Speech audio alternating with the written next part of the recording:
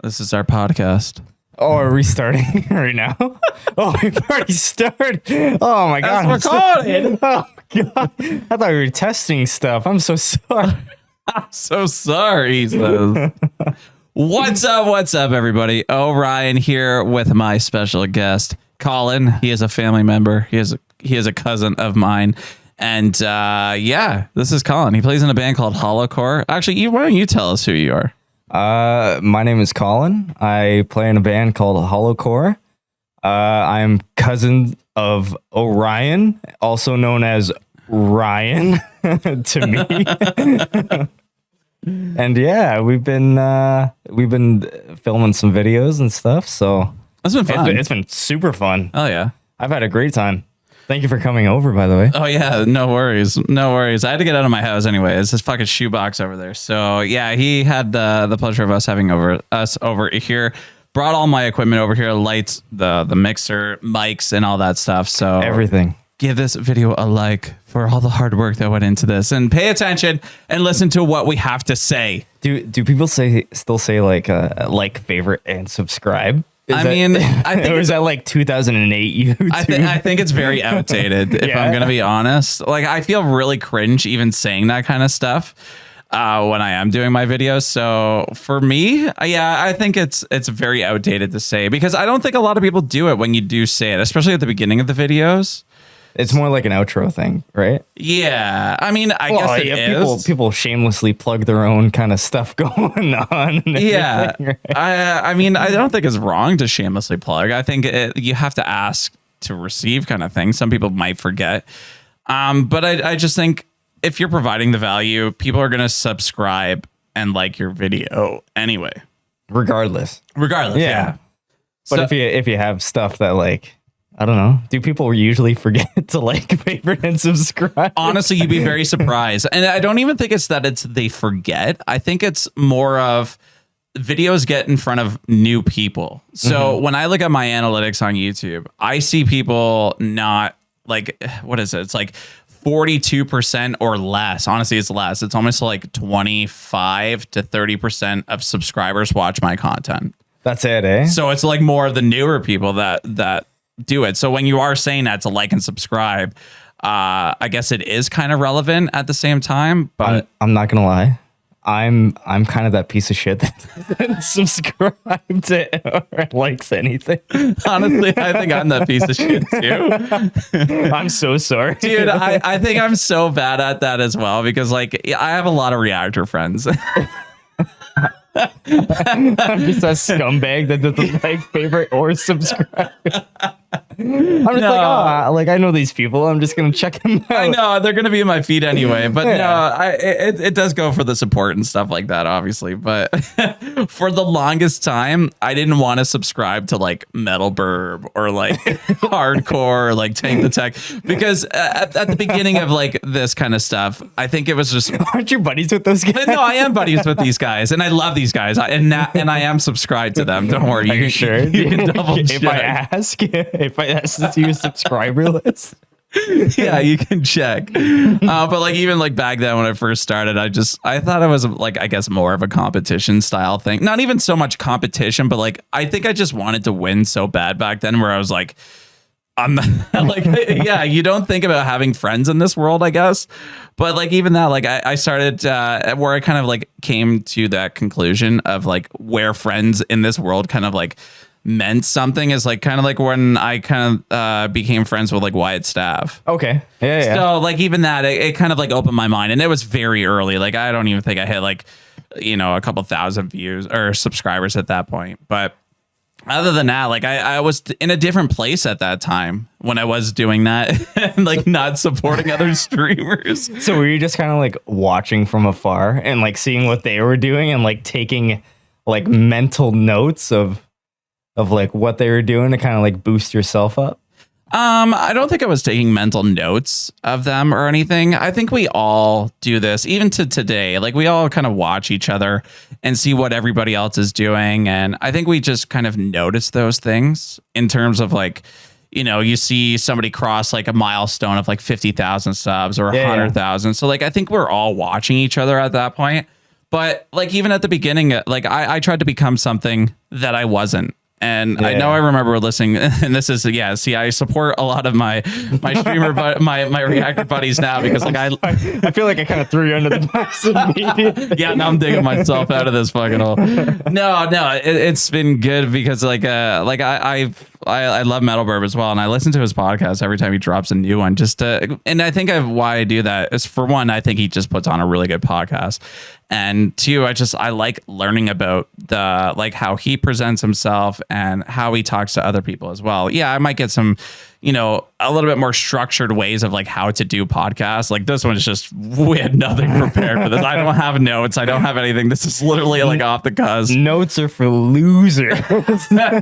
Honestly, notes have saved my fucking ass. There's podcasts that I really want to do where I just want it to be like super chill, and they usually do come out super chill, but like I just like really want to like go off the cusp, like kind of like what we're doing right now, but like just person to person, I think is definitely different. And the way that we've been vibing off of all of our reactions that we've been doing today, it's just like we have things to say. And I think I just have like a mental note thing that's up on the computer of like, what to talk about. Like say if I'm talking with Eileen there, and say if I bring on somebody else, it's just like in case it goes dead and like I have something to say. Dead air is what you always want to kind of avoid, right? Dead air is definitely something you want to avoid. But like going back to like excuse me, too much beer today. But like just going back to like the reactor friends and stuff like that, like, and I got to know them very well.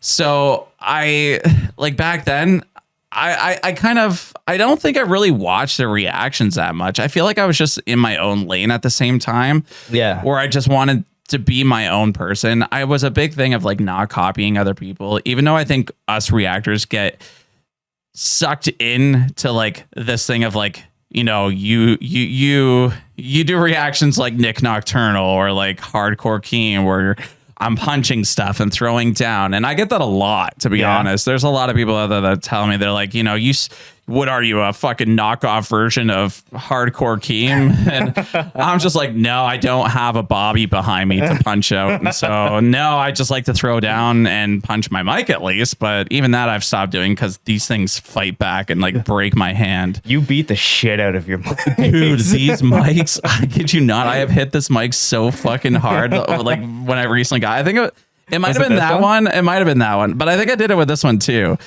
And it hurt. Like I honestly thought like I really hurt my my knuckle there, like put it out of place. It was probably sprained for a little bit.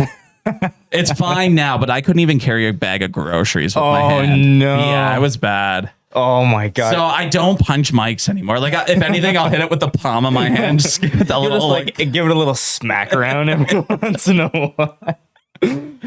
But I think that's kind of similar to like, and not saying like people are trying to like copy each other, but like I feel like musicians, whether you like it or not, you're constantly copying somebody else that you like. You know what I mean? Like you're constantly taking inspiration from other musicians, even if like you're inspired by one person somewhere else, they were inspired by someone else, and like you're kind of like a copy of a copy in a way. Not a copy, but like just like inspired. Oh, there are some bands that are out there that are very carbon copy of bands. But like, I don't think people realize that. So it's like, dude, like this band fucking sounds like these guys.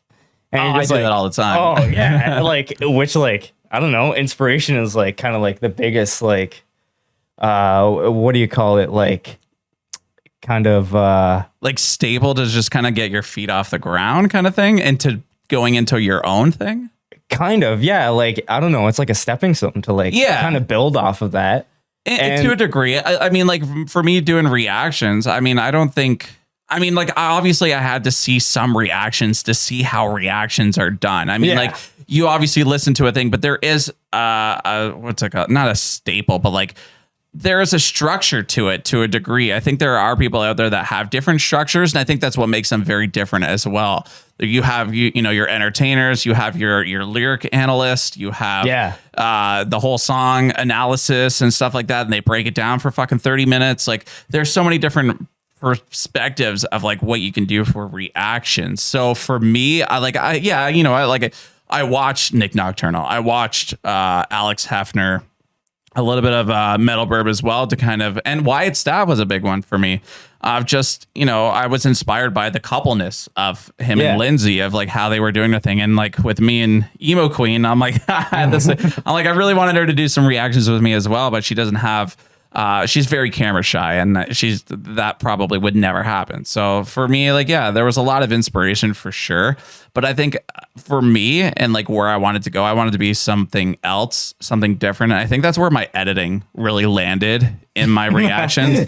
And your editing is so good. Can I just... It's so stupid. It's not even good. What do you mean? That's so good. Some of the stuff that I look back on, I'm like, well, why did I do this? Yeah, but like you got like, if you can make Ronnie Radke be like, bro, like you gotta like step your game down.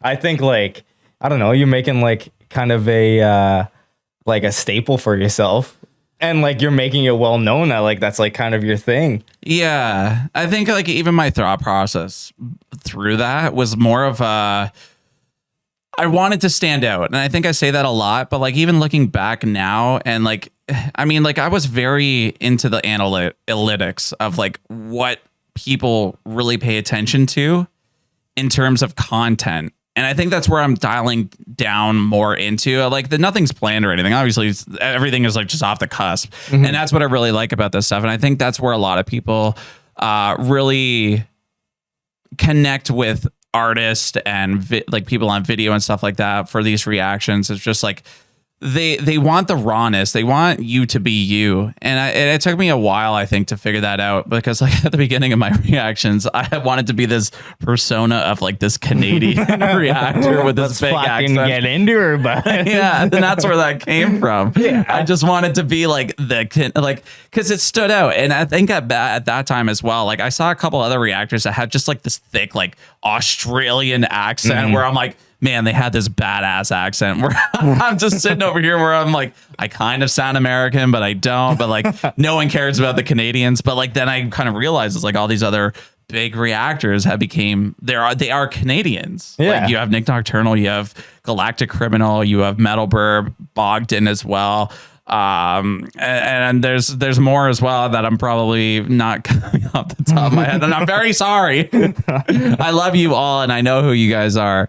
But even the content creators that are out there too, like on the other side of BC, and it's just really cool connecting with everybody, and then just seeing a lot of the big metal people coming from Canada. Yeah. Well, like I feel like everybody kind of has like their signature thing, and like I don't think there's anything wrong with trying to be like that over the top Canadian kind of let's get fucking into our buds. I wish I was more redneck for that. It's like, I mean, I lived out there, but I don't know. It's like some people have like fucking Slash has his top hat, or like, you know, like Tom Morello has his like fucking kind of like fucking guitar playing. How'd that go again? You know, like what kind of guitar was that? He's using like different pedals and stuff like that. So there's nothing wrong with that. There's nothing trying to have like your signature thing. It's hilarious that you brought up Tom Morello. Tom Morello. And like he has a song with Bring Me the Horizon with Ollie Sykes, and I didn't know who Tom Morello was. And I put out this reaction. I got so much heat for it. Oh, yeah, I did not know who Tom Morello was. And they're like, bro, have you ever heard of Killing in the Name of? Yeah. I'm trying to think of the band name. I know. Rage Against the Machine. Rage Against the Machine, yeah. And I'm like, but honestly, like, I don't know. I know more vocalist names because I paid more attention to the vocal Well, you stuff. Were a vocalist in a couple bands. Yeah. Not a lot of people really know that. And I don't really put that stuff out there. And do you not want people to know that? No, it's not that I don't want them to know that. It's just, I don't know. Like, I really want to do vocals one day for sure. But like when I get a proper house, I would love to get back into vocals and vocal covers. I think it'd be a lot of fun and just learn that process of it and just kind of expand on my channel in terms of that kind of stuff and different content. But there's a lot more things that I'm like more interested in. And I think it takes a lot of time. So like where I am living right now, it just doesn't make sense for that. But yeah, I used to sing in bands and it was fun. And I think I was pretty good. And I show some stuff up on stream sometimes. I remember I remember going over to your house one time and you were showing me like, How long was this ago? oh, dude, I must have been like 7. How do you remember this? And you're like, yo, like we went to the studio and stuff like that. And you were showing me like behind the scenes videos of like Counterfeit 7. Oh, was that when we were at the You're at the studio and you were playing like fucking Pac-Man in like Oh, the yeah. hallway. And like there was one point when like your guitarist was taking like a take or something like that, and you could hear you beating like the high score in the background, and you're like, yes, in like the background. I don't even think I remember this. No. It's just this raw. Like, is this on YouTube somewhere? No, it was like on a CD. You pulled out like a CD. I had it on a CD. Oh shit! Now I'm really showing my age. How old are you now? You're what? 25? I'm 25. I will be 26 in March. Holy shit! Right before August Burns Red. Right before the new album drops. I'm so pumped for that. So if you guys are listening and you want to see an album review, we're gonna be doing it with Colin. I'll bring all my shit back That's over why here. And do I got this. my. That's a nice sweater. Thank you. I got the fucking deliver the sentence. Oh, that looks really good too. Yeah. I actually really like that. I like how thick the. It's a nice sweater. Is it new? It looks new. Just how stiff it is. It's pretty new. I'm not gonna lie. It's like within like the last month. I'd say. Oh, okay. Yeah, it's still pretty fresh. Yeah. Man, I don't remember the last time I really bought band merch. I mean, Wage War, I think I bought some band merch, but I like going to shows and buying band merch it is. if I can. It's the best way to do it for sure. Actually, yeah, I did buy some stuff from Polaris as well while I was at the Polaris show. Don't you have like the guy's jacket too? Yeah, Yeah, so like the red and the white and blue one, isn't it? yeah, red, white, and blue. And yeah, Emo Queen found that for me somewhere online. And I remember asking Jamie, I was like, where did you get it? And then I think Didn't he he say said Walmart? Walmart. Yeah, it's a Walmart's like windbreaker. And it's just so iconic for these guys now. And I'm like, yes, I have it. And when I wore it to that show, people were like, yo, is that the Hypermania jacket? Where did you get that? Like There you go. That's fucking Slash's top end. Tom Morello's Yeah. Lilies. There you go, Jamie. If you're listening to this, you're that's He's got to your wear the thing. jacket no But matter what. he actually wears a nice red one too a lot on his videos is where I'm kind of noticing. He's too. evolved. He's evolved. Yeah. He's evolved. I love that band. Jamie from Polaris is just such a cool, chill dude, and he got me guest listed on that show. And he made me feel really fucking cool and special. Like, I mean, that was the first video back from COVID. Or not video, sorry, first show. I remember you were so hyped. Yeah, for that I show. think I invited you Yeah. to that, and you couldn't. I go. couldn't make it because I think you gave me the invite the day before, and I was Yeah. like, "Fuck!" I think I had a show that I was playing that night, or something. Something was going on, and I was just like, "Man, I'd love to come, but I can't make it." I was struggling to find somebody Yeah, too. you didn't end up bringing anybody, did you? No, I went on my own because I asked a couple other people, and then I asked a friend of mine, Aaron, which is my girlfriend's like really good friend as well, and I became good friends with him too. And he's just like, bro, he's like, he's like, I have some things to do as well. So like, I'm like, fuck, I have to go to a show by myself. Have you ever been to a show by yourself, like a big show? No, and I probably never will. Well, really? Why not? I don't know. It's just like I'm gonna be that awkward guy in the back of like by the bar, crossing my arms, saying like these guys are good, but like I'm just gonna be awkward about it. I don't know why. It's just like I don't see that personality coming out for me for some reason. no, you're gonna be in the pit, man. I'm not really in the pit though. What are you talking about? When we went to go see protests in London, you were like, Okay, so I was front row, but I went into the pit to get to the front row. I think that is the strategy because I think a lot of these pits happen right near, especially in these smaller venues. Yeah. That has always been my strategy to get to the front. You jump in the pit for a couple seconds, you do a little spin around, you mosh around. Hey, what's up, everybody? And then you beeline it. Like as you're in the middle of the circle pit, you like launch off someone else. And then you grab onto that goddamn fucking barricade. And you hold on, there. for dear life. But you're 3 people back too. And So you're just hanging on to the thing. You somehow turn into Stretch Armstrong. But you gotta like wiggle your way into the goddamn You're shimmying. You're shimmying.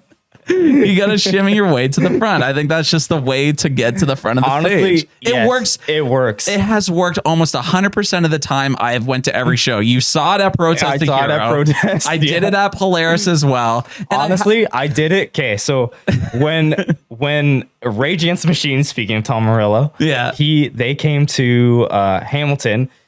We showed up early, and we were like 4 or 5 rows back from the barricade. And as soon as the show started, me and my bass player Dan, him and I were just fighting for the front, and we were up at the barricade fighting for our lives the whole time. Honestly, probably the most insane mosh pit I've ever been like stuck in between. Like sometimes I could not breathe. Like I was struggling and I was fighting and this was for Rage Against the Machine. Yeah. Who else were they playing with? They were playing with Run the Jewel. It's like a rap group.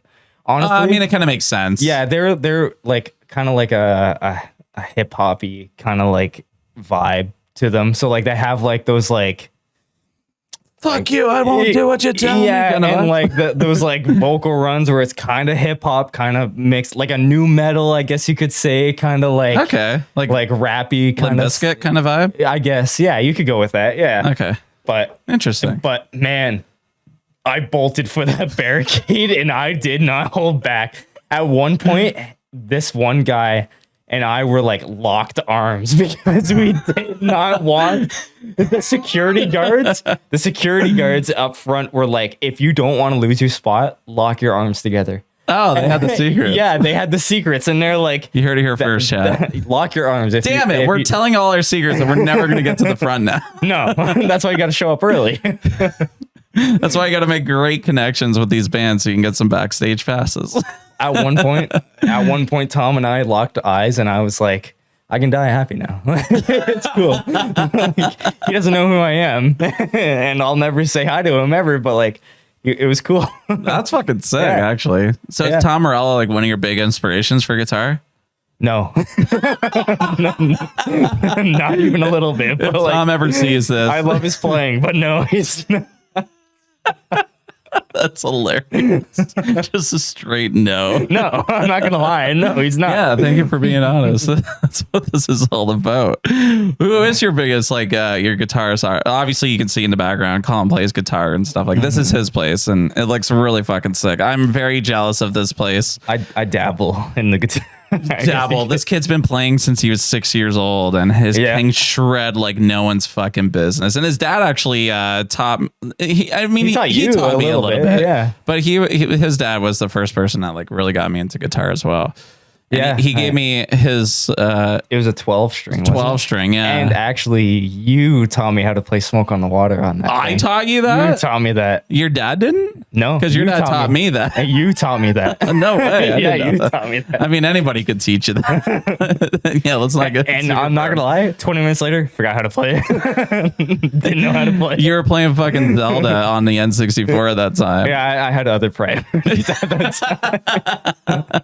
Which you were amazing at playing too. I think you beat that thing so many fucking times. I know that game like the back of my hand. I can still play it. Hell yeah. So who is your I guess inspirations for guitar then?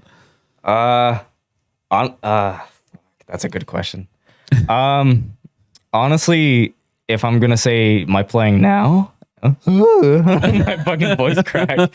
My playing now is probably Luke from Protest. Oh wow! And then JB from August Burns Red. Yeah, he's like top. And then I'm surprised you don't have one of his signature guitars. You think I got that kind of money? How much is it? It's probably like fucking $3,000. Oh really? Yeah. I don't have the money to buy that, but like, don't blame you. I can look up tabs to play like him. Yeah, those are free. Those are free. Those YouTube videos, those guitar playthroughs. Yeah, I can do that. Yeah, I really like those. Those are probably like my top 2 modern players, but like, oh yeah, I guess there's different genres we could classic, like David Gilmour's like my number 1 from Pink Floyd. He's like, yeah, I know like he's not metal as fuck, but like I'm sure he could get down. I'm sure he can write a breakdown too if he really wants to. You probably could. Oh, and Adam Jones from Tool. He's great. Oh wow, you have a wide perspective. I think so. I get that a lot. I'm glad we reacted to the summoning. Go check out the reaction. It's up somewhere on YouTube. Oh, from Sleep Token. Sleep Token. Right? What did I just say? You said the summoning. That's the song. Yeah, name. sorry, that was the song name. Yeah. I got Colin to check that out because I thought he would. That's cool. Yeah, that's really cool. Oh man, that jazz breakdown like near the end. It's just like it's not jazzy, but it's like it's got like a bop to it. Sexy core, as Metal Burb calls it. Sexy like core, that. and then I threw it out. That gets me in the mood, man.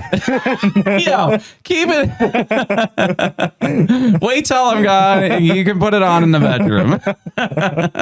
It's good. Babe, check out this song I just checked out. Let's go upstairs for a second. It sounds way better upstairs. You gotta lay down in the bed. Oh, she doesn't watch this. Listen to we love you, Victoria. And you probably hear us talking right now. Probably. Yeah, she's not watching TV up there. She's listening to us ramble.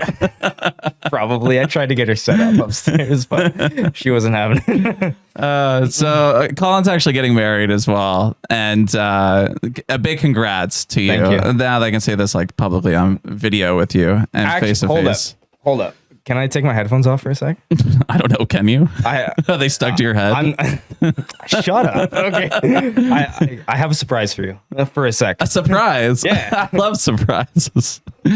I mean, I don't need any surprises. I mean, another beer would be a great surprise as well. But you can have a little bit of... What is this? What the fuck is this?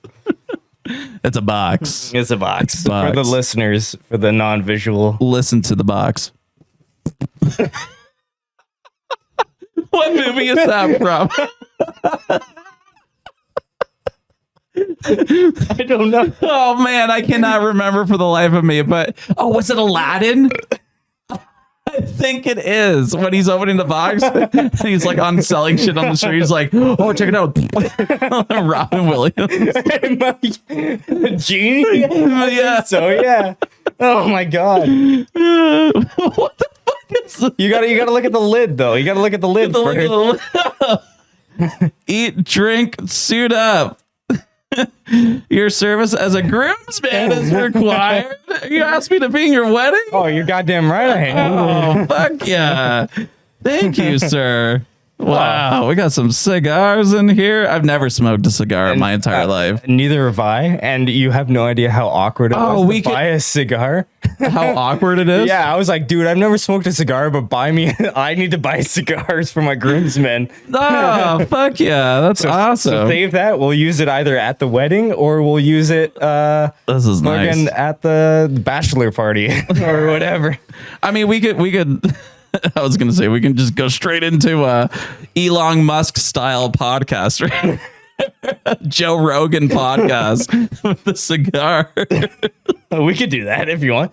I think the guy gave me a spare one. I could use that. Holy shit. Well, thanks, man. I'm fucking honored. Yeah? Fuck yeah. I answer yes. Yes, I do. Let's fucking go. Hit that clap button. Yeah, where's the clip? Oh, wait, that's not it.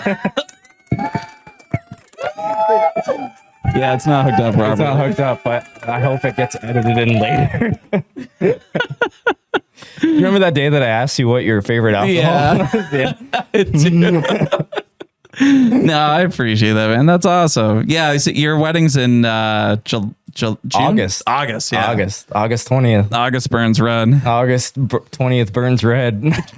With love. With love. Burn this wedding to the ground. With your feet, because we dancing so much. Or breakdowns. We could have a mosh pit going on at the hell wedding. Yeah. Jake, if you're listening, we need you. Oh, dude, if you get Jake Lures on here, I would love to get Jake Lure. I will shit my pants for you. That would be so sick. I would love to. Honestly, I would love to August Burns Red's coming through. Did you buy tickets yet? No. There's two sets of shows now. Oh yeah, they added a second date. Yeah. Did they? Yeah. No, I haven't bought tickets yet. Oh, it's with the Devil Wears Prada and Bleed from Within. Yeah. Do you know any Bleed from Within? No, I only don't know the name, but I know obviously Devil Wears Prada. You showed me Devil Wears Prada. I remember you showing me. You remember? I'm so sorry. When I was like, this is like same era, 6 or 7, and you were like, yo, check these guys out. These guys aren't your classic rock and roll bands. I probably did say that. And like, it was like them in like 2004, like playing in like a field or something like that. Field. Yeah, and like I was like blown away. I was like, what the hell are you showing me right now? But yeah, the Doors part is fucking sick. The old stuff is amazing. Did you listen to their new album? I started to. I didn't get into it. I could not get into it. I am so sorry, but I could not get into it. Man, that was like, I think one of my like album of the years. It was really you were good. telling me that it was like your album of the year. What didn't you like about it?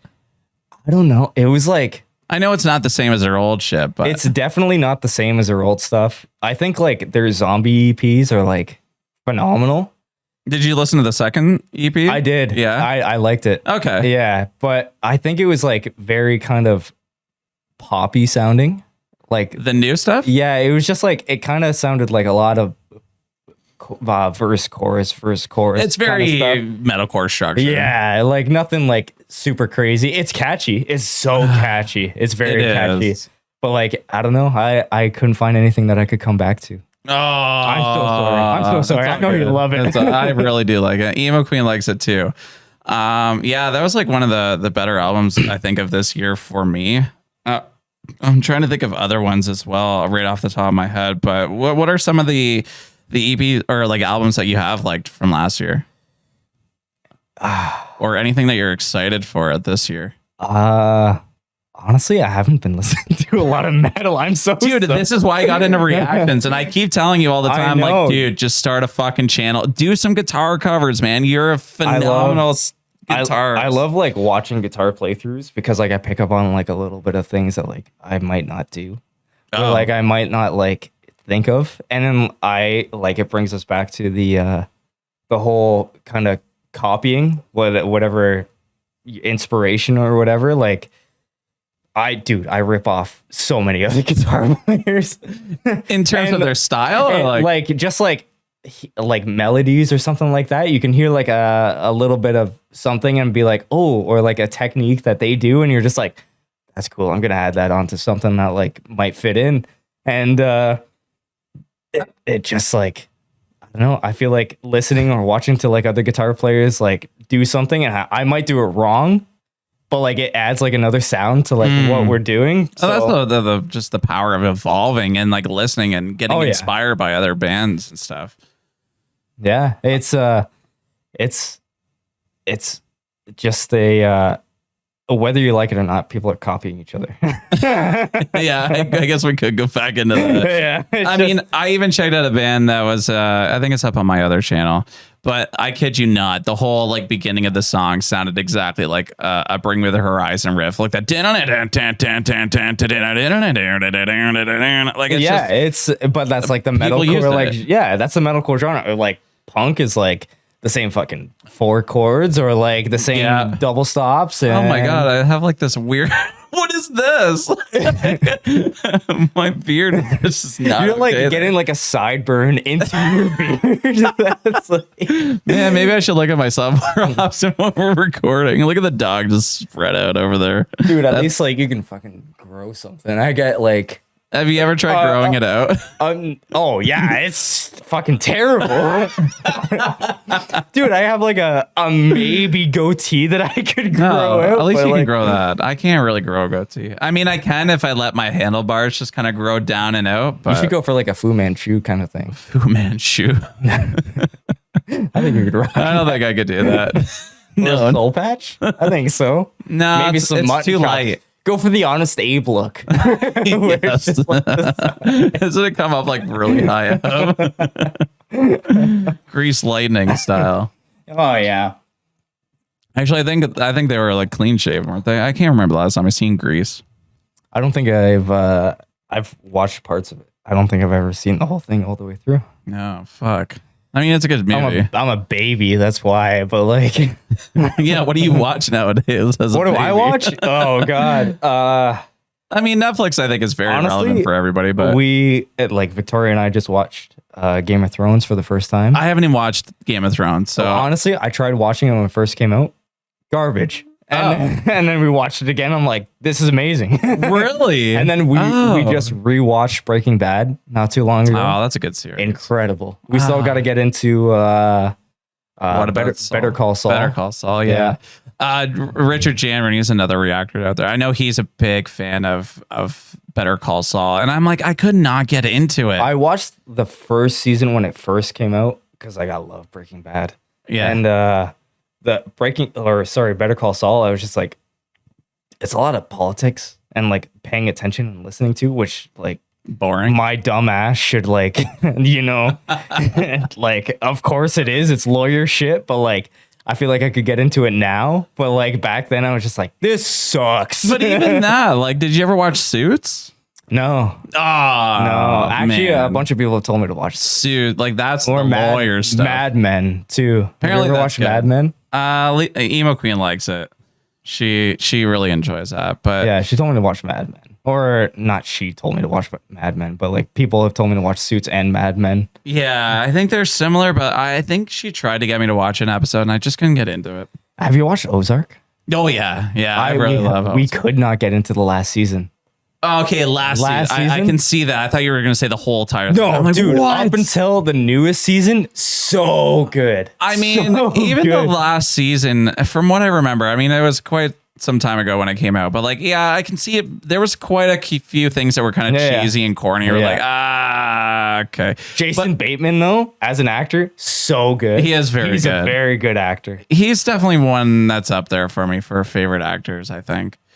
I don't really remember names all that often, but yeah, Jason Bateman's definitely one. Like Seth Rogen is definitely another one of mine. Oh, you know what we watched this Christmas? We watched what's that? It's that Christmas movie with Seth Rogen. Elf? No, that's that's Will Ferrell. Will Ferrell, yeah. The Night Before. Have you ever watched The Night Before? I think it is. Is that what the one where they like he slides down the stairs or something like that, and like there's a lot of rich people involved? I don't think so. I'm trying to think of it. Like the one guy's parents died like a long time ago, and then so they have like this yearly tradition to get like fucked up on like a bunch of drugs and stuff like that. And like so like they just go out and like they have like these like yearly traditions where like they go out or whatever, and Seth Rogen takes like a bunch of drugs and he's tripping out like the whole movie, and Shit. it's like it's good. It's like good. Pineapple Express, but Kind of, yeah. holidays. It's on those lines, and actually James Franco's in it near the end. Yeah, it's good. It's good. It's funny. No, what we watch like for Christmas movies is like it's more of a tradition now, and I think this is more because of Leah. But we watch Four Seasons. Do you ever watch Four that? Seasons. I know the name. It's got the guy from Wedding Crashers that.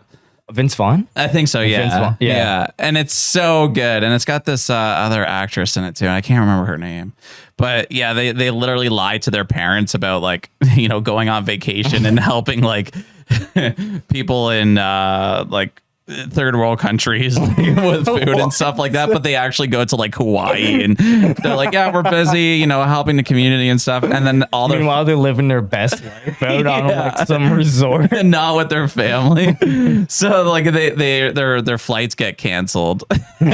And then they're on the news. The news thing comes up to them as they're like getting canceled, and the guy's like starting, and their parents obviously see them, so they have to go to like 4 different Christmases. It's like Christmas with the Cranks or something like that. Yeah, like, kind of. I know what you're talking about. Yeah, that's a good one. I don't know how we even got this I don't know. far down. It's February and we're talking about Christmas movies or movies. I'm so sorry. On a metal podcast. On a metal podcast, we're talking about Christmas. Yeah, not even Christmas metal movie, but metal movies though. What is your favorite metal movie? Or not even so much metal, but like I guess like music. Music. Oh, dude, it's got to be School of Rock. School of Rock. School of Rock is like a classic. Like, it is a very good movie. classic. It's like. Oh, I don't know. Like for the time, like it's just It's so like cello.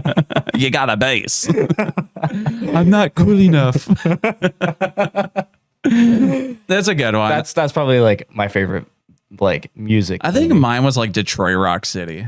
Yeah, like the Kiss movie? Yeah, Yeah? I really enjoyed that one. But I still got to go with School of Rock. But, like, I think New I've Age? seen Detroit Rock City. oh, it's so good though. I'm trying to think of Spinal Tap's a good one. Yeah, that is a good one. Yeah. It's been a long time since I've seen It that goes one. up to 11. The signature fucking thing. I think that's the only thing I remember off that movie, to be honest. But like even that, there was another good one too. Like, have you seen the new Queen documentary? That's a good one, actually. I liked it. It's Yeah, so good. I really enjoyed that one. that's a great one, actually. I think they need to make more of that kind of stuff. Have you ever seen the Doors movie? No, No. I saw you have a Doors poster up there Yeah, too. it's up there. But like, man, that one's trippy. Is it? Jim Morrison, piece of shit. he's garbage. He's just like bad as as a human being. Total scumbag. Musician, sick. So fucking sick. As a human being, garbage. Interesting. Yeah. Which is crazy because I feel like if that was nowadays and like you were a piece of shit, like there's some Oh yeah, some he bands would have up been there. he would have been canceled if he was alive nowadays. Cancel Canceled. culture for Yeah. sure would just destroy him. Has anybody ever tried to cancel you? No, don't give anybody any ideas. No. I don't know what I would be canceled for, to be honest. I don't really say too much. I mean, like I try to stay within boundaries of stuff. Yeah. And it's not even for the sake of like potentially being canceled. Like, I don't think I'm big enough anyways to get fucking canceled. Excuse me, that's my fucking cord. Hey buddy, what's up? Yeah, I haven't done that. I mean, like people call me cringe, if anything. Yeah. Well, I feel like that's just like the thing of being like a reactor or like a YouTuber in general or like, no, like people are, no matter what, are going to be like, yo, this is fucking There's going to be crazy. haters. Yeah. Like even as like a performer, if you have like a stage presence or something, like people are going to look at you and be like, this is weird, man. Like hey, when I try to do stuff on stage, I'm like, I don't feel comfortable doing this. What are Like, you doing on stage? that's nothing not too comfortable? crazy. Like, I don't know. Like, I feel like I should be like a statue playing. Oh, But like, man, like when you're up there and you're just feeling it, like you're bobbing your head and you're just like getting into it and like you're jumping and just having a good time. And like most of the time, I honestly wear a hat because I don't like to look at people on stage. really? Oh, I didn't know that. I don't like to look at people at all. So like usually I'm looking at the other guys on stage when we're playing and like I just feel whatever they're feeling and then jump when they jump and fucking have a good time. But as soon as I look forward and look up, I'm like, holy shit. So do you get a little stage fright then? Always. Really? Always. Oh, no shit. I don't like I would rather play in front of strangers than play in front of people I know. Oh, then YouTube's Is it- perfect for you then. No. No. Leave it in the comments if Colin should start a YouTube channel. How many comments do we need to see to get you to start a channel? 0 because it's not Oh, gonna that's happen. easy. Oh, wait, that's probably gonna not happen. People will comment. Okay, say 50 people. 50 people comment, you'll start a channel. 100. I was gonna say we do well over 100 too. Okay, let's say 150. I think you're still fucked. 200. Let's just go up. What's an impossible amount of comments for Impossible. How many does Mr. Beast get? I don't even know. millions, maybe He does probably get thousands? thousands, hundreds of thousands at least. Oh, absolutely. Oh man, Mr. Beast's last video, they tried to cancel him for it, and I don't understand why. Wasn't he doing something with like With blind people. blind people? Yeah, he was like curing like their blindness. I know. They were trying to fucking cancel him. I'm like, Fuck this guy. what? Guys, well, not the only person, but like there's the biggest YouTuber is trying to help a ton of fucking people in this goddamn world. What a selfish guy, eh? Right? Yeah. Screw that guy. Screw Cancel that guy. him. Cancel him. I couldn't believe it. I'm like, why would you fucking cancel this fucking guy for that reason? What is he eating now? He's eating the tissue paper out of the box. Jeez. This dog eats tissue paper and cardboard boxes, vegetables. vegetables. Yeah, he was crushing a carrot.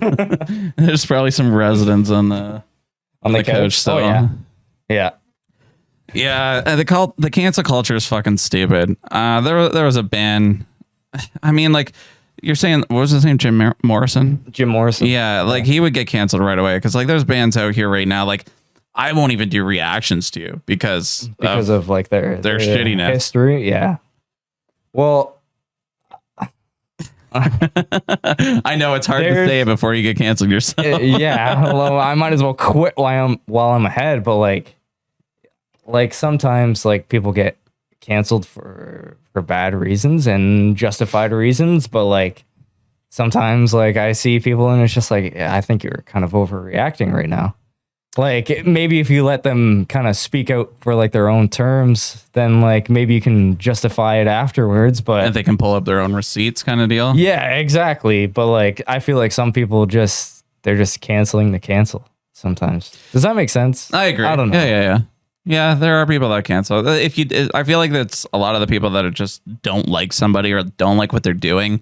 They'll try to push the cancel button. Kind of deal. Oh yeah, absolutely. So it kind of sucks for that reason, but I mean, I'm a big believer in free speech and all that. But I mean, if you do something shitty to somebody or all these allegations and stuff, and then try to come swinging back with like nothing fucking happened or the shit got dropped for some odd reason. I mean, it's a little sus. I think it's the worst when like something comes out and the other person just like ignores it completely without like acknowledging it. Yeah. You're just like, oh, like what are you doing, man? Like you have all these things like coming after you and like you're not even going to acknowledge it or like say anything about it. But even then, like in their defense, and I'm not sitting here trying to defend people, but absolutely not. You have to not say stuff too until, you talk to your lawyers and stuff like that. But I know what you mean. Are we getting a little too deep? No. This is the point of fucking podcast. Have we talked about metal at all? Yeah. No, trust me. The people that are listening probably know exactly what band I'm talking about at this moment. So. I don't, because like I try to keep to myself sometimes. I don't even think you know this band. It's a little bit of a smaller band, and like I'm not saying what's right or wrong. I know there's people out there that have done reactions to this band, and all the power to them. You want to go listen to them. I'm okay if you want to go listen to a band. I'm not going to shit on you if you're going to go listen to this band because, what they've done in the past. If you can listen to music and push away their drama on the side and listen to them, by all means. But for me, and I guess like the position I'm in as a content creator, for me to like make content on that, I think it comes off as a different perspective. Oh, absolutely. There's the point of separating the art from the artist. Yeah. And there's when you gotta, this is like how you're paying your bills and stuff like that. And like you can't have that stuff attached to you at all. Yeah. You know what I mean? It's like, bad. Like there's been videos that I've even reacted to that I didn't even know about the band of like allegations and stuff like that. And I posted the video and it was doing pretty good at first. And like after 2 hours, like I've started getting comments and they're like, bro, this guy's like case is worse than so-and-so. I'm not going to name drop anybody or anything, but like, it's just like, and I'm like, oh fuck, I don't want to be like attached to that. So I just privated the video. Yeah, because I'm like, that's all you can do, right? Yeah, and I tell people in the comments, I'm like, honestly, I didn't even know. I'm like, this is the first time I've heard this fucking band, so sorry in advance, bud. But well, you got all these bands coming in at once, right? You got like a plethora of bands coming in that you've never even heard before, or like you got songs that you've never heard before, and like. It's hard to pick and choose, and like sometimes one might be a bad apple and it ruins the rest for you, right? Yeah, and I think it was like a Patreon request as well, and like I do live streams, so like when you get these bands, and some of these people don't even know the drama; they're in their own little world. They're having fun with like the music that they love and everything else, and they're just like, hey, this guy might like this song, so like let's suggest it to him, and then somebody knows something, and they're like. Well, this guy's a scumbag. Let's cancel Ohrion. Yeah, doesn't mean you have any like affiliation with them or anything. Yeah, it kind of sucks in that aspect, but I mean, it is what it is. But Yeah, I mean, like if people, I believe in second chances with people as well. Like if you're going to become a better person, then definitely do it. I think there's ways to show it. Yeah. But until then, and until, you know, I guess there's a little bit more respect in the metal scene for certain people, then I'll probably, you know, be like, okay, well, I'll check it out. But it is what it is. Yeah. It is what it is. Yeah, exactly. Oh, Yeah. fuck. So what do you got going on lately besides like you got more podcasts coming up besides me? Honestly, like I have some in mind. I definitely want to get Tank the Tech on. I have chatted with him a bit to get on to talk about some stuff. There's who else was there? I have Adam from Dropout Kings that I'm trying to get on, and I don't know if I'm even like there's no one big that I'm like, I don't know if I'm allowed to say this, but like I just don't want to say something and be like, and then I don't get them on and people are like, well, what the fuck? Where are they? Where are they? Their interview. Yeah. But there's a couple other people too. There's Tom Kelly as well from Patient 67. I kind of want to talk to. Yeah. And then like AXTY. There's a lot of smaller bands. And I mean, they're big in a way. And a big in our community, so I think it'd be a lot of fun with that. But like, I would love to talk with bigger people. Mm-hmm. I don't know. I just feel like even like stuff like this is just still like stepping stones to get up to that. But like, well, like you're still early on in like the podcast. The Canadian came out there. Like you're still early on the podcast, like kind of segment, and you're still getting the ball rolling. So like, yeah, I think that's another thing too. And I have like a bajillion things on the go that makes it harder to like really commit down to like really trying to, you know, land a time with these people and this and that. Like I had Justin from Tala kind of lined up. We were talking back and forth and like our stuff just didn't really line up for that in terms of like when we were gonna line up and jump on a talk for that. So like stuff does fall through, which kind of sucks about that. Yeah. But other than that, like it is what it is, and I'm learning a lot about this stuff. I mean, like Rode hooked us up with some really great things that I'm able to like use today for this kind of stuff. And can I just say, these mics are fucking phenomenal. And these headphones, nicest headphones I've ever used in my goddamn life. Oh, really? Yeah, they're really nice. You don't get like sweaty ears or anything with these. No. Like they have these cool like cooling muff things. I don't even know what they call them, but they do sound nice and crisp. I think they sound different with music, in my opinion. But I think I was just so used to the Audio Technicas for a while. But yeah, the microphones are just so crisp, and the amount of like tweaking you can do with these microphones, I think are unreal. Like I would love to do more travel stuff with this. I actually have something in the works. It's just talks. I'm sure we will.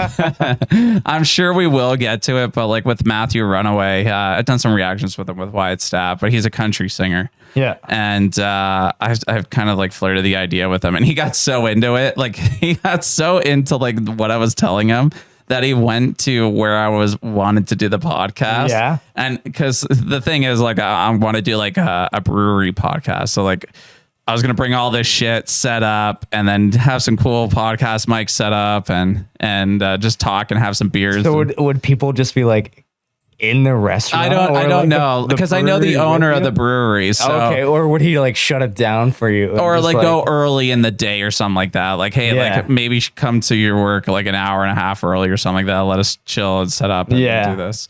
But like they do live stuff there too. So like it'd be fun for him to like just put on like a quick live show or something like that for the locals.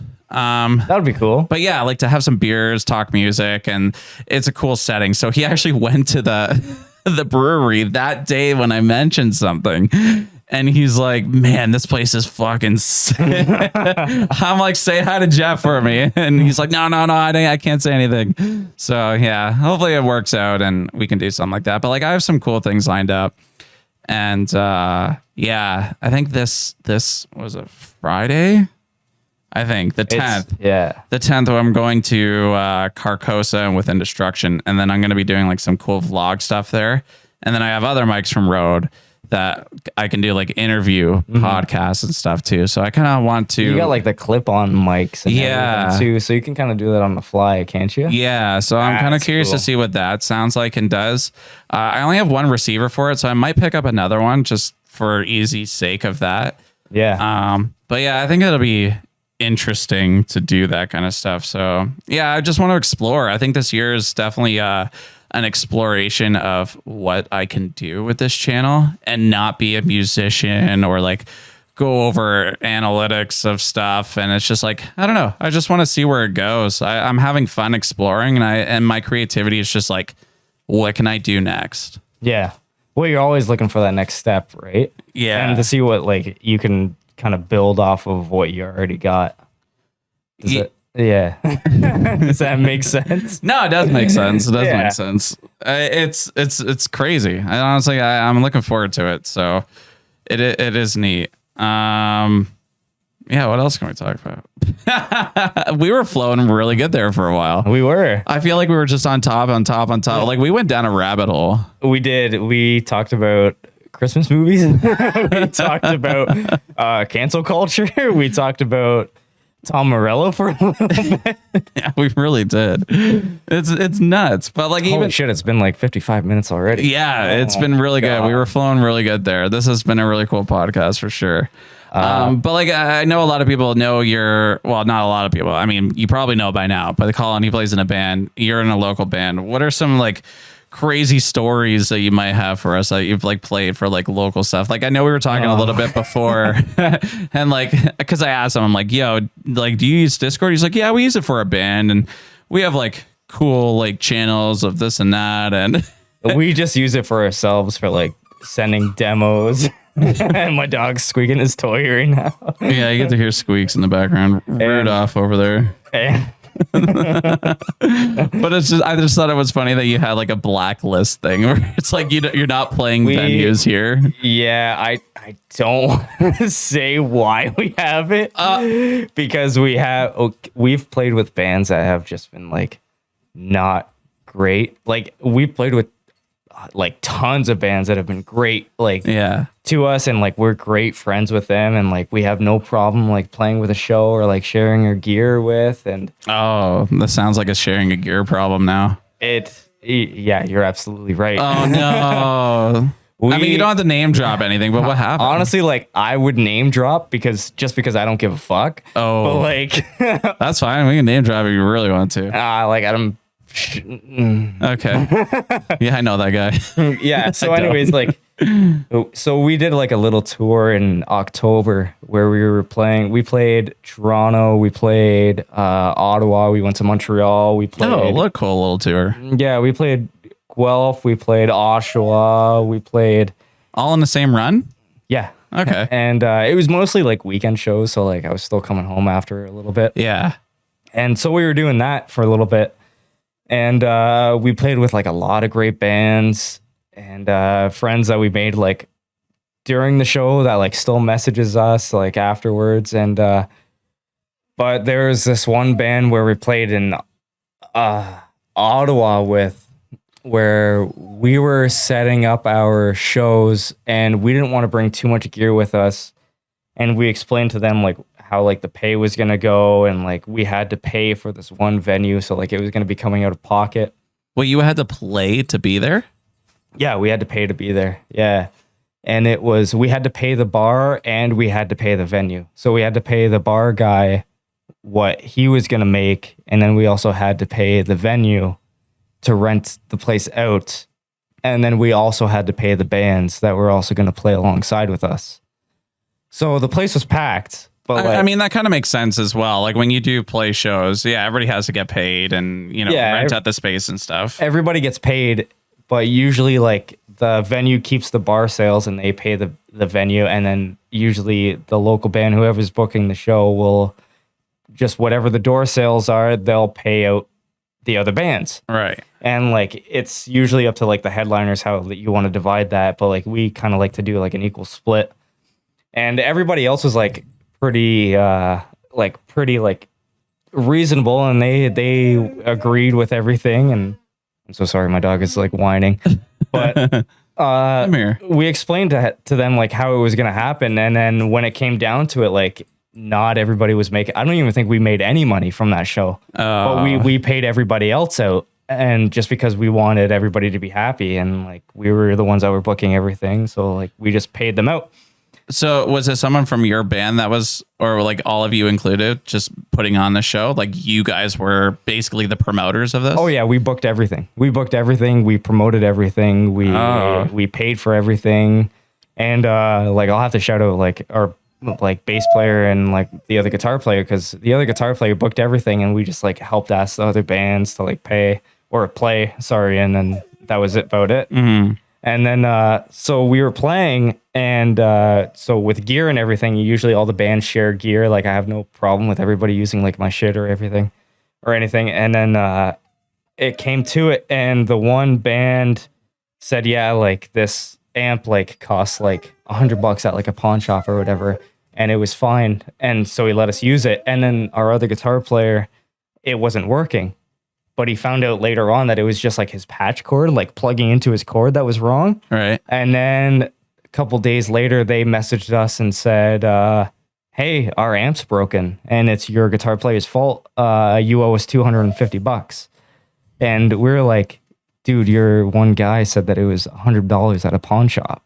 So like, what do you want us to do here? Like, see how much the repair is going to be, and we'll help pay for your repair. And show me the fucking receipts. Yeah. And he was like, well, it's going to cost like $100 to like repair or whatever. So he wanted us to basically pay for like a 2x12 like amp, like that one that he got at a pawn shop for nothing.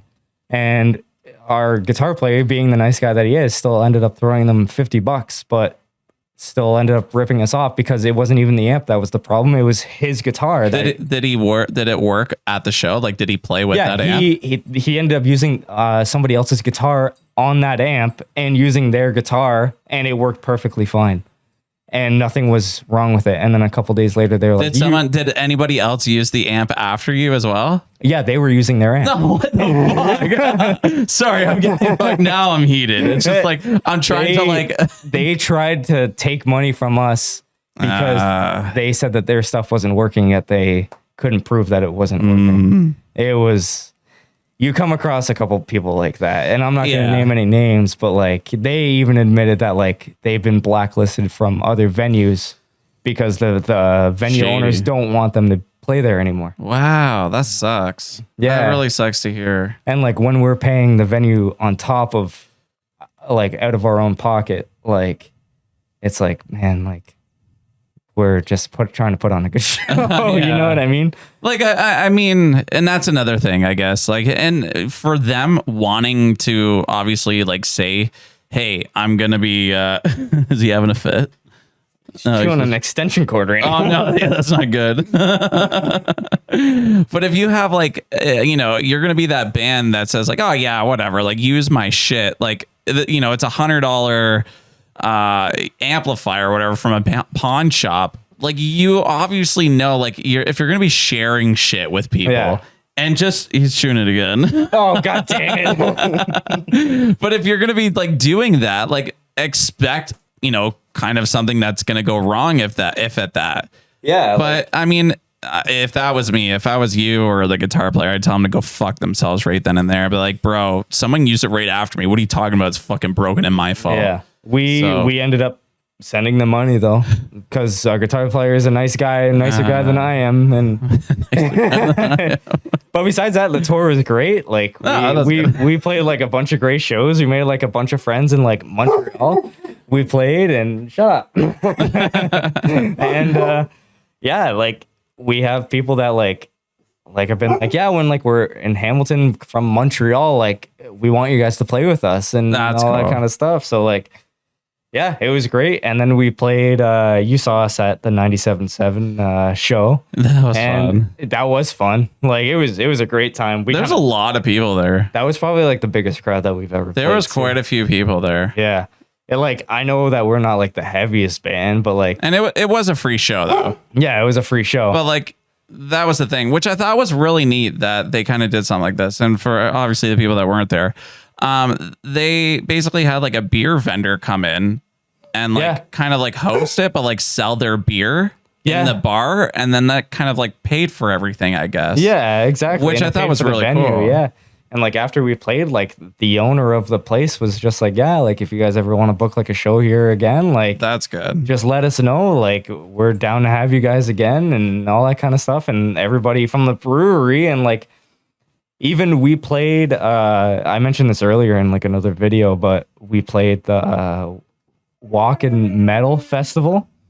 Oh yeah, we were talking about this earlier. Yeah. So in Germany, it's mentioned, it's talked about like it's pronounced Wacken. So like Iron Maiden plays there. Oh, no and shit. like Parkway Drive is playing there this year, I think. So like if you win this like competition, like you go to Germany and you end up like Oh, with so them. that's how it works. So they just have like a Canadian version, and we ended up like competing. We lost, but like when we got the our bass player just like messaged us one day and was just like, "Hey, by the way, we have the show this day," and we were like, "What?"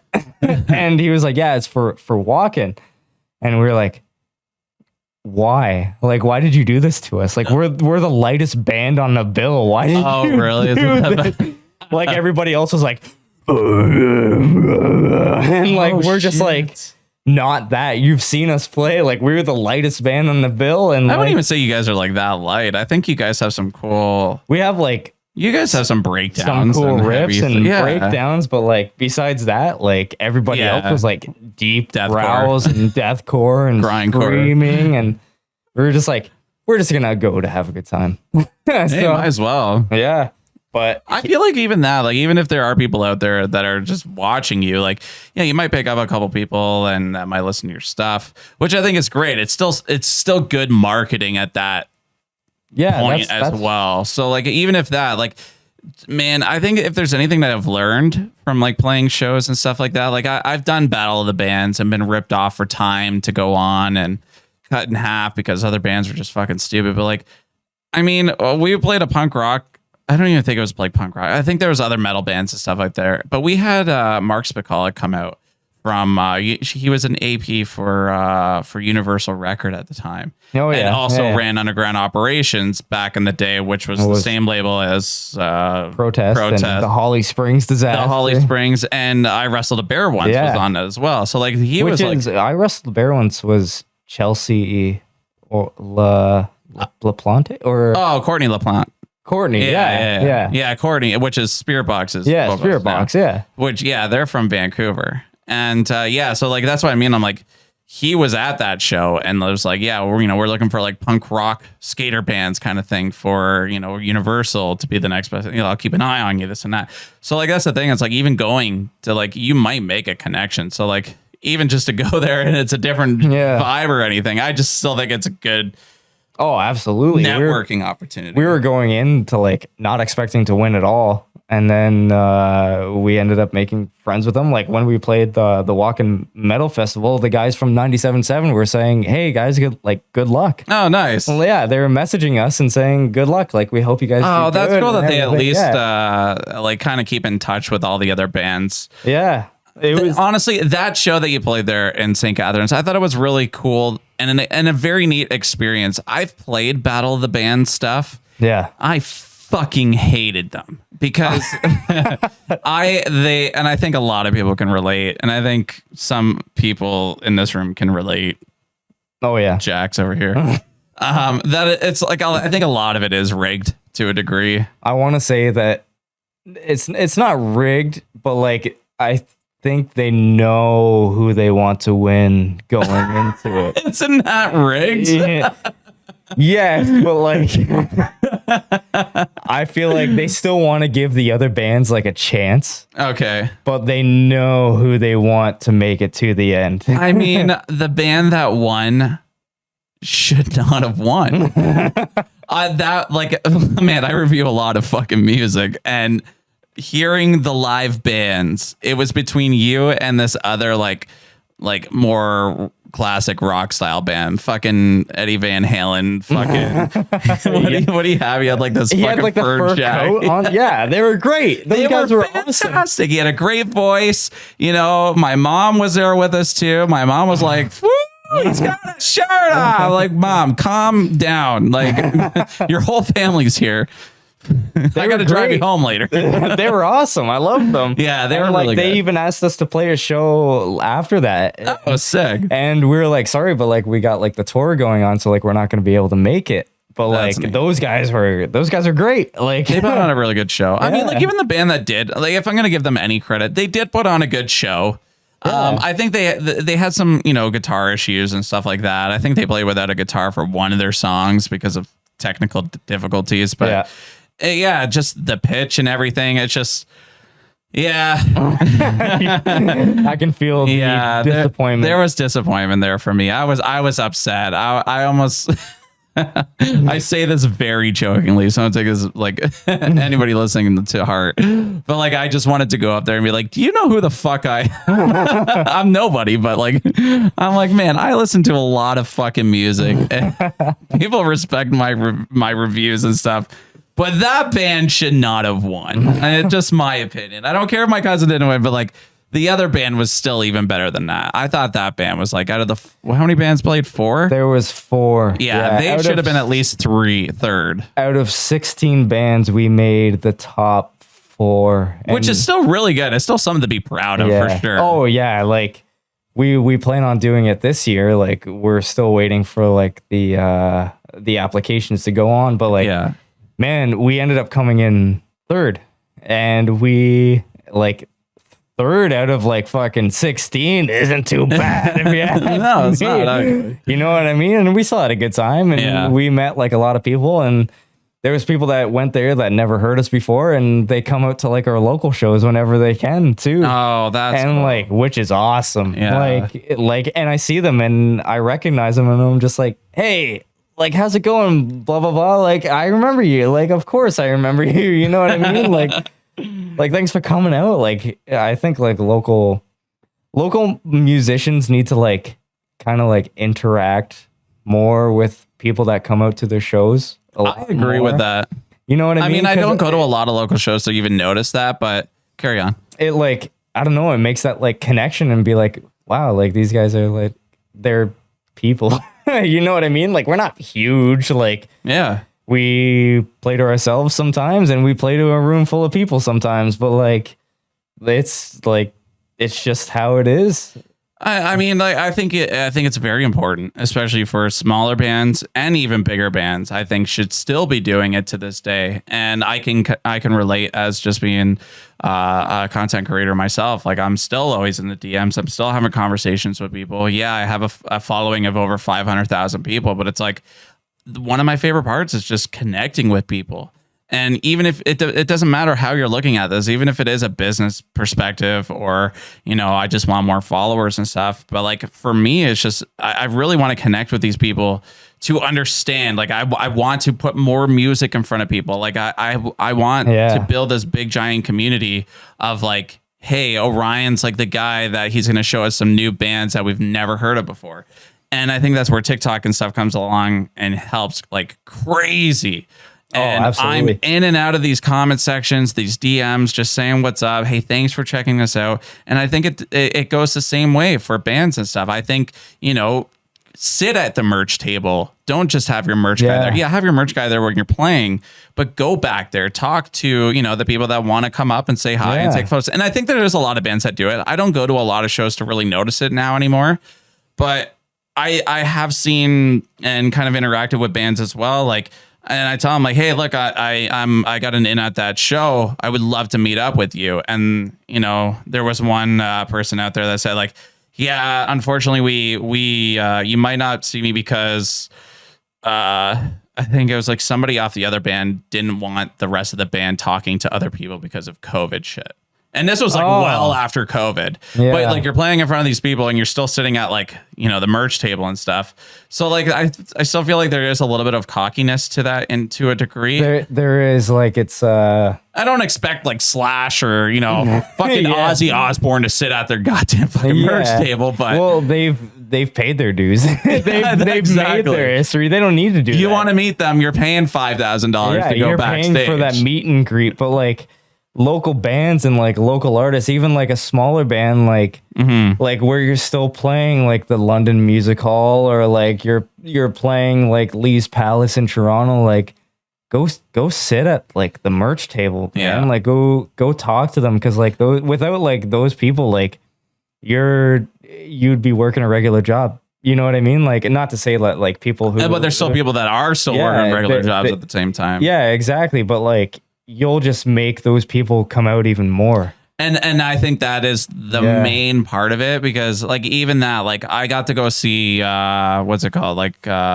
Landmarks, Currents was playing, and Miss May I really wish I got to meet Miss May I, because I really love Levi's voice and everything like that, but I didn't see him around. He does. Yeah. And still to this day he does, even from his old stuff, he still sounds the same. But he's even shared some of my stuff on socials and that, and I love him for that. But I would love to meet him. But like even that, like Landmarks, they came from fucking France. Yeah. And they're playing, and like I had a little bit of a conversation with them in DMs, and I talked to their drummer a lot, and Flo every once in a while.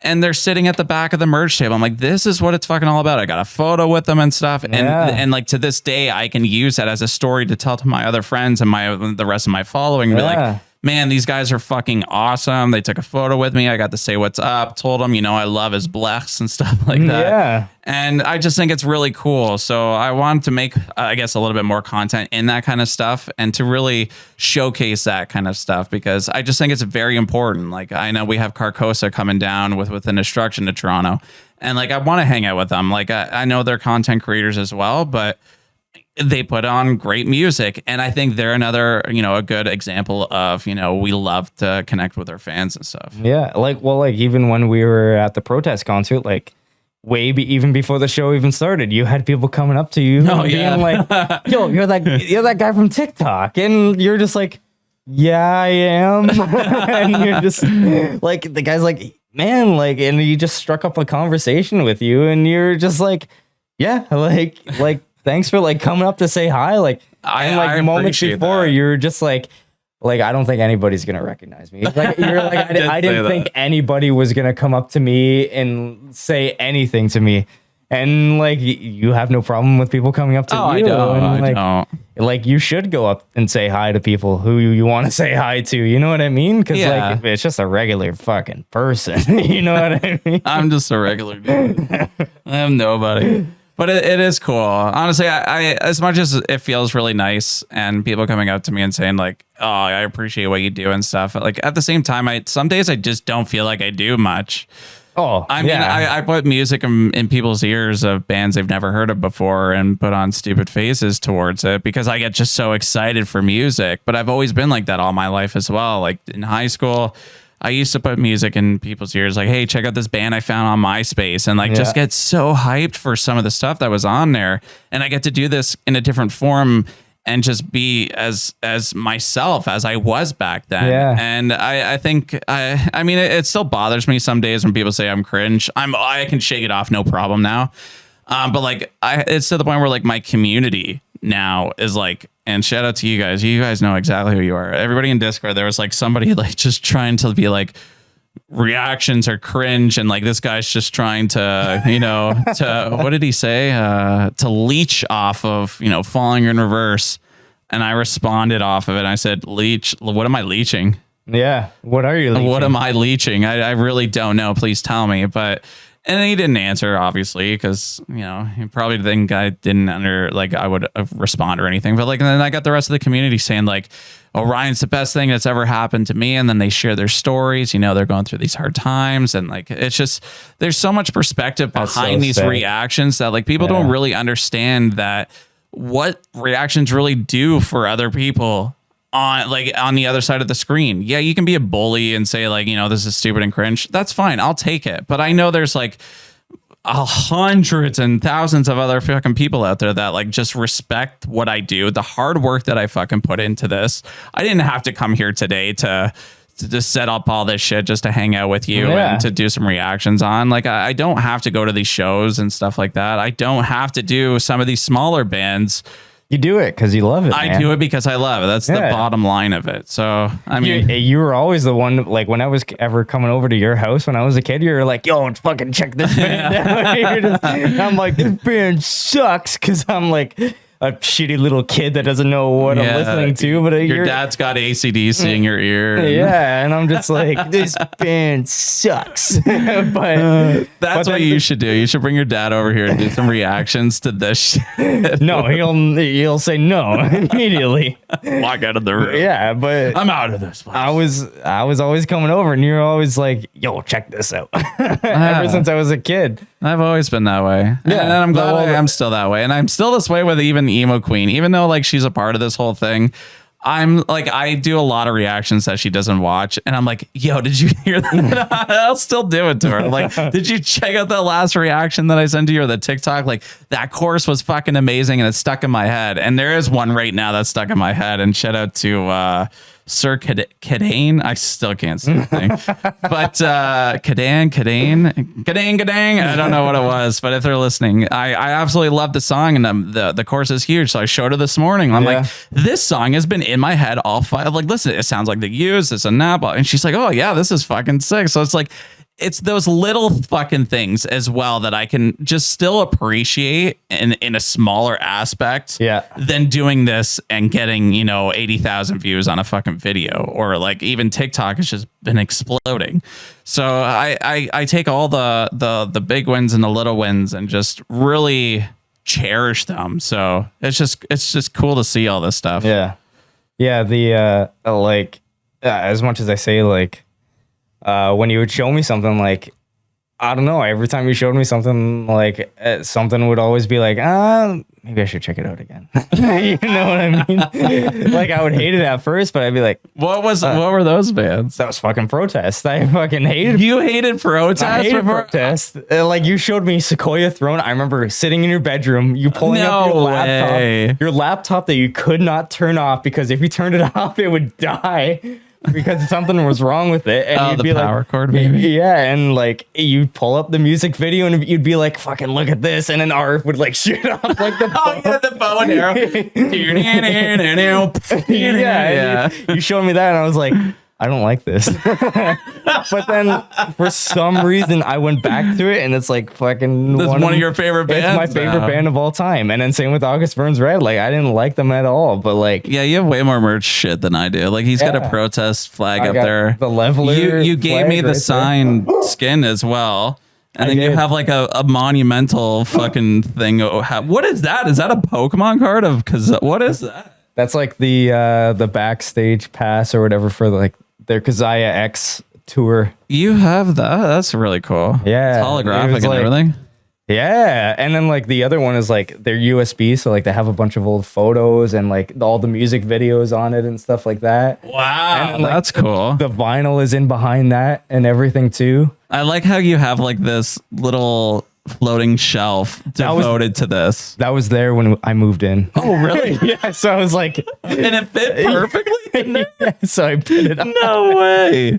That's insane. Yeah. I really like that though. Yeah. I think you need more of those. Like, I saw like your CDs and stuff in frames. I think are really cool. Yeah. So like those are like all like the albums that I've been a part of. What is this one?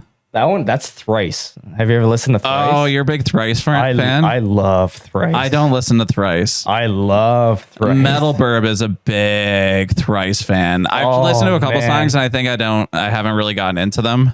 They definitely mellowed out. I think one of their songs was on like Tony Hawk Pro Skater or something like that. They have a remastered thing now. They just came out with it. Yeah. And like the song, like The Artist and the Ambulance or whatever, I think that was on Tony Hawk. Oh, and like as soon as I heard that, I was like, that's fucking off of the game I used to play as a kid. So I like deep dived into like the discography, and like I love that band. That's crazy. So good. I think I don't know if it's in the oldest stuff or the remastered stuff, but it's Sam Carter from Architects is on one of their songs. Really? Yeah. I did not know that. Yeah. I saw Metal Burb's reaction. I haven't watched it yet, but I kind of want to react to it just because Sam Carter's on it. Yeah, that's crazy. Yeah, like Thrice. Like, I'm a huge fan of Thrice, and I love Deftones. Yeah. I feel like you could have a great conversation with Metal Burb because he loves Thrice, Deftones, like Sleep Token. I feel like he was the biggest person in that I've really seen. But he's a guitarist as well, and I've seen him. He's a big Dream Theater fan too. Dream Theater, actually, the guy that records us used to be in a band with the lead singer's son of Dream Theater. And yeah, Really? it's like little connections like that. But like, That's cool. yeah, like Dream Theater is pretty cool. I like their one album, Metropolis Part 2, I think it is. And I've like, never listened to Dream Theater. they're very like Rush kind of style. I don't even know what really Rush sounds like. I know the one. YYZ. Oh yeah, I know that thing. Yeah, like I only know that from Guitar Hero though. yeah, but like I love Rush, but like yeah, Dream Theater is like kind of like a heavier Rush, I would kind of Oh say. really? Oh, And interesting. then, yeah, they're just like proggy. I know actually Luke from Protest, I think he said in an interview, was like a big fan of like the guitarist from Dream Theater at Oh, one point. sweet. Yeah. So yeah, it's just like stuff like that. Like I don't know. I feel like I'm kind of diverse, or I try to be open-minded, but like Yeah. at the other side, like I feel like I'm not open-minded enough. I disagree. I think you are very open-minded. I mean, I think I am, and I think that's only because of what I do.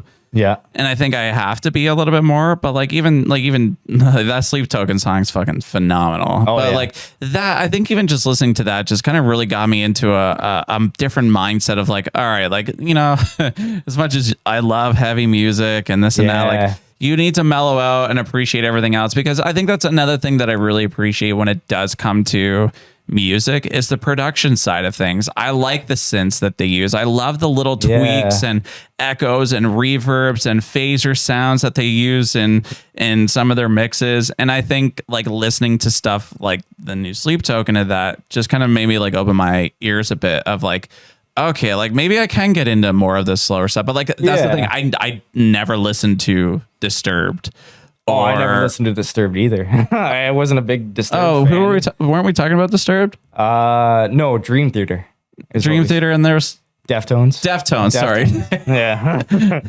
aren't they almost like the same kind of? Not even close. Oh shit! I'm getting wrecked in the fucking comments now. Have you ever seen like the one? I think it's like a Disturbed like. Oh, Disturbed is It's like. yeah. Getting down with the sickness. And there's Okay. like one video on YouTube where like they kind of make fun of them, where they're like. Numma numma numma numma numma numma numma. It's just like that's what all their songs sound like. Oh, really? Wait, it's kind of accurate, but like Oh shit! No, I don't know, they're like their own thing. Like That's like I Korn. don't have yeah. So, yeah, Like that new metal kind of like yeah. I guess Korn was like the what's the word I'm looking for? Like foundation is the word I was looking for that new metal kind of sound and that, and like Slipknot, System of a Down, Yeah, and definitely they all have Slipknot, their own different vibes of new metal, Yeah. which I thought was really cool. But like I couldn't. There's some I just can't get into Korn.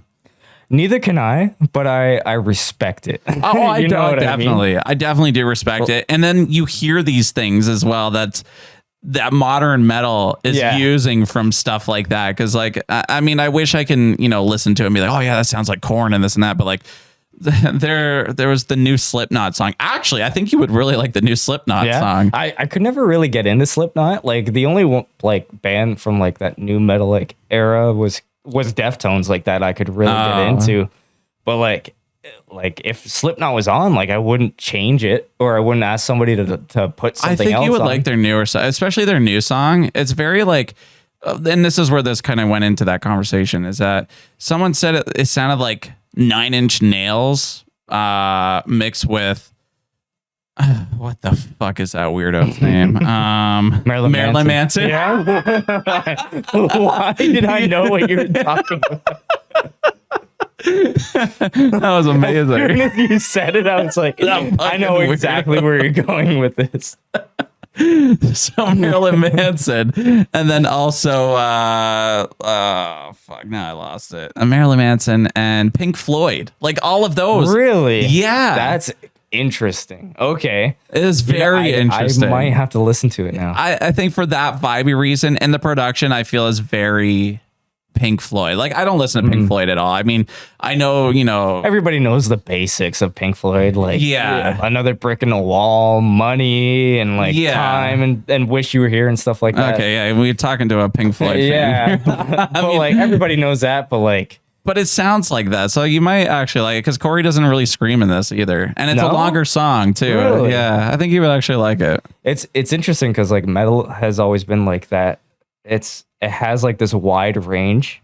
Like sometimes it's too wide. I kind of want to say where my band is like kind of fits into that. Yeah. And then I think you're more on the new metal east side of things. Where I don't want to say we're metal and I want to say that we're hard rock, but then other people are going to say that we're metal. So we're like, we've played shows where like we're the heaviest band on the bill, or we've played shows where the lightest band on the bill, and I'm just like, what the fuck is going on? I think that's a good position to be in sometimes. Well, it's good because like I'm gonna use like Alexis on Fire for an example. Like you'll have them at like a metal festival, but like you can also have them at like a punk festival as well, and like.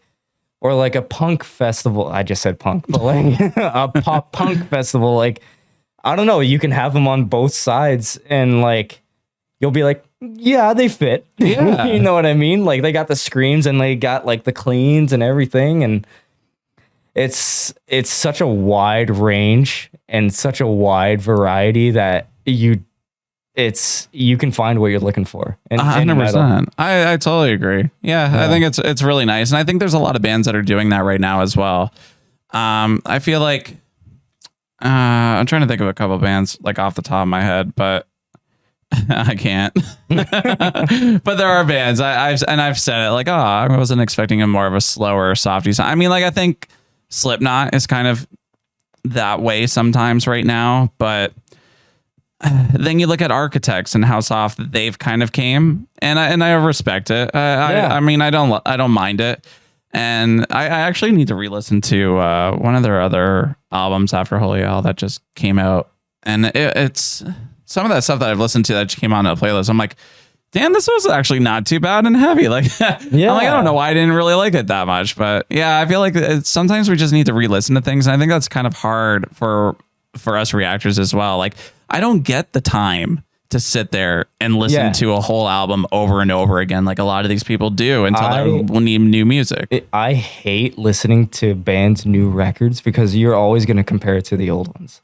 And like I'm always going to be like, this isn't the same. You know what I mean? Like a lot of people like this band changed. But then like thinking about it and you're just like, well, these people have grown up a little bit and they've evolved. Like they've liked new music from when they made that old record, so they're going to use that inspiration for like their new record.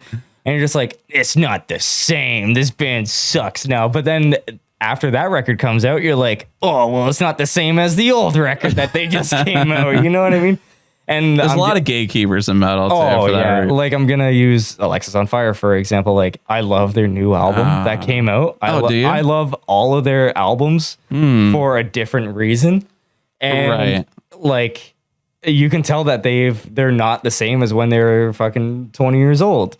And like they have different inspirations now, and so do I. And now as from when I listened to them before, and like I don't know, I feel like they're maturing, and like if you can listen to other bands' record with that kind of open mind, you can maybe, I don't know, like it a little bit more when you first listen to it. Yeah. Or when you come back around to it. And if you're like a big hardcore fan of those bands as well, I feel like it's a little bit easier to respect that kind of thing. Like you've grown up with those bands. I think it's a little bit more easier. I mean, there's going to be those hard-headed people that just want, what it used to be. But like I've listened to a couple of, short clips and podcasts with even Sam Carter from Architects talking about, the new album and stuff like that. And just seeing Sam like express his feelings. And I almost felt a little guilty because of it. Not that I was like shaming him for the music and stuff. Like I have a lot of respect for, Sam and the rest of the band. And like, I just kind of heard, I heard the blech thing that Sam said about like, we took the blech away for a while. And I thought that was hilarious. But like at the same time, like you have a lot of people, putting a lot of pressure on Architects because a lot of people thought, fuck, who was the guy that passed away? I can't remember his name. Nah, I look like an idiot. What band was he part of? Architects. Fuck. Oh, sorry. I was thinking of I can't. After the burial. I was No, yeah, it wasn't that. Yeah, but it was like they're like a family member of one of the guys in the bands as well. So like, Yeah. he passed away, and I just can't think of the fucking name right now. Forgive me. That's okay. Yeah, that's okay. Yeah, but he's just saying, like, after, you know, he passed away, like, you know, he didn't write majority of the songs of Architects. Like, we still wrote that stuff, and like not Tom Searles. Fuck, what's his name? He's in Silosis. I cannot remember names for the life of me. But If you know, I could help you out, I would help you know. out, but I can't. I know. Actually, I think you would really like Silosis. It's kind of like it's a cool vibe. But like, he's very capable of writing, you know, music like they used to back in the day. So I mean, I just kind of look at that and like seeing Sam just in like just fucking beat down and run down. Like, I think he was on a podcast with somebody or a radio show or something with somebody talking about the new album, and he broke down in tears because people weren't respecting like the fact that, like, you know, they made an amazing album. Yeah. And it was a great album. I really enjoyed it. Like, it wasn't bad. I mean, I have to give it another listen to again and stuff, but like, it just made me really wonder what kind of people we really are, just judging people and bands for, you know, comparing it to their oldest stuff. So, I mean, like, they are expanding, and I've say this in all my reactions for Architects. I know they're changing. I'm expecting change. But like, for them to like really get like kind of hurt by it, Yeah. out of the work, the hard fucking work that they did to get to this point and do this and that and be in a band for this long and experiment and do things that they really love. Like, it hurt me to see him like that. Yeah. In such distress of like, he made what he thought is a masterpiece. And the old gatekeeper fans of Architects were just like, no, this is shit. And then they say like, that guy that passed away could have done a better job.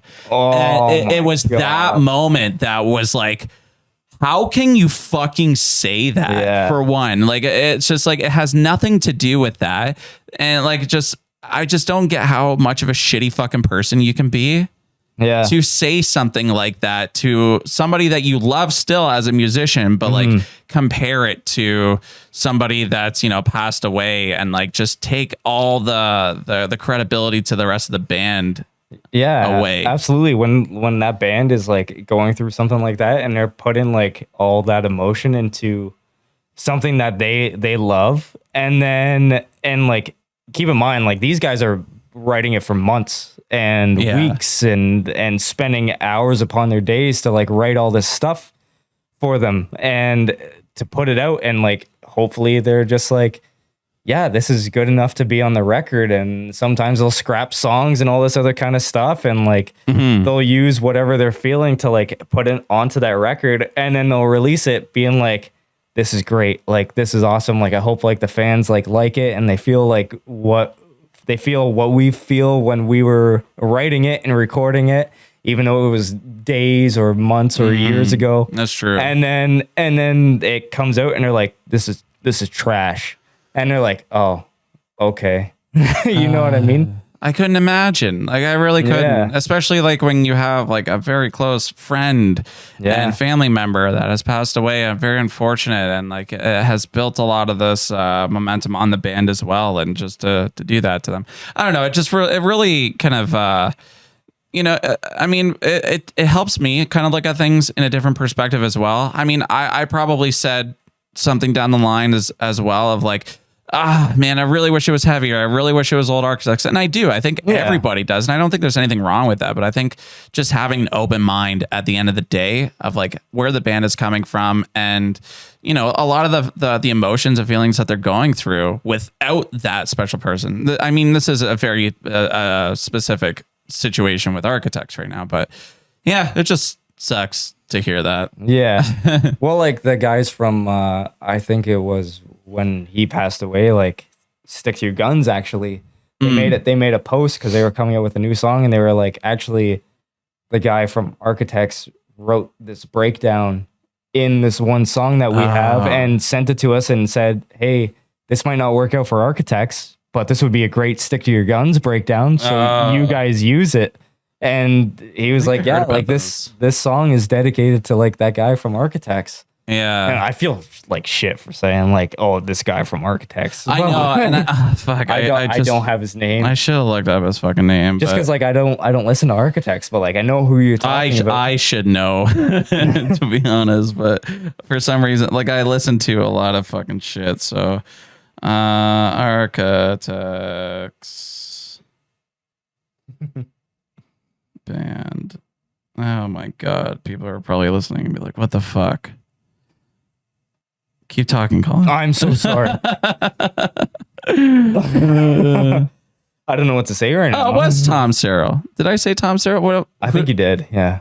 I thought I said Tom something else. Okay, so I did say Tom. Okay, that's my bad. Yeah, he passed away of cancer, unfortunately. Yeah. So, I was thinking of the guy from After the Burial. Yeah, that was in a car accident, right? I believe Their so, tour yeah. thing flipped over, No, that was The Ghost Inside. but no one died in that one. No one died. No. The drummer lost his leg though. Right? Yeah. Yeah. I kind of talk to that guy as well sometimes. He has a Vigil? whole Yeah. Pardon? Vigil? Is that his name? I don't really remember his name, but I know he has singer's name. the drummer's name. Oh, I talk to the drummer every once in a while. He has a whole like experimental EP, like or not experimental, instrumental EP. Oh, really? Yeah, it's actually kind of cool. I actually might have to check that out. I didn't know Yeah, that. honestly, like I listened to the whole thing. I was supposed to do like just one song, just to react to it, and I listened to the whole album without even knowing it. Just No, really? vibed right the fuck out to it, and it was really good. It was almost like meditation metal. Ooh, I'm into it. I'm into Yeah, it. I just can't remember what it was fucking called. It was a while ago, so definitely check it out if you want to check it out. But yeah, we should probably wrap some shit up. But we're in I know, I was plug-in like, for 140, and I gotta an go hour pick up 40. a dresser now in the next city over for Emo Queen. But yeah, even the dog's excited. I know. Yeah, I don't know. This has been such a great time. We have a bunch of reactions that are coming out. So if you guys are watching or listening, definitely check them out. We did Brand of Sacrifice, a couple new bands, Rising Insane as well, which was a really neat song. And I hope to do some more of this stuff as well. I wish you had like a proper mic setup. Just I would to do this again if I had a proper mic. That's what I mean. Like even just to talk like and do this shit like over fucking like video a week. call Once a week. once a week.